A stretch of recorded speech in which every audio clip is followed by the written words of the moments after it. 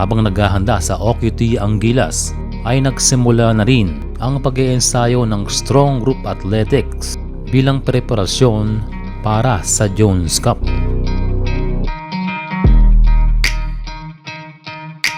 Ang team na ito ay well coached sa pamamagitan ng Gilas 1.0 tandem nila Raiko Torman at Charles Chu.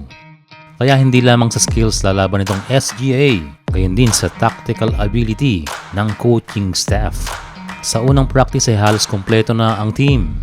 Nandyan sila Chris Macaulay, Kaylan Tiongson, Tawan Agi, DJ Fenner. Mga Gilas players sila Renz Abando, Jordan Heading, RJ Avarientos, Manong Kiefer Ravena, Dave Ildefonso at Gio Chu. Kasama rin ng mga college players sila Jonathan Manalili, Tony Inot at Allen Liwag.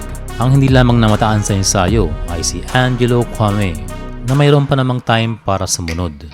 So interesting na buong team na ito ni Coach Charles. Ang nakikita natin sa lineup na ito ay a team who loves to run, pass, and do the transition.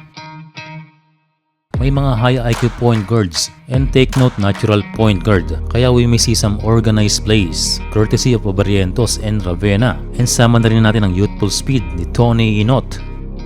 At isa pa sa maganda ay mayroon Jordan Heading, a legit 3-point shooter, at mayroong high flying guard na may tres na si Renz Abando.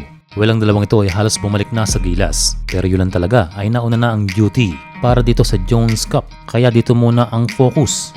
Isang team na exciting ang roster at sadyang magbibigay ng competitive play pagdating sa araw ng Jones Cup.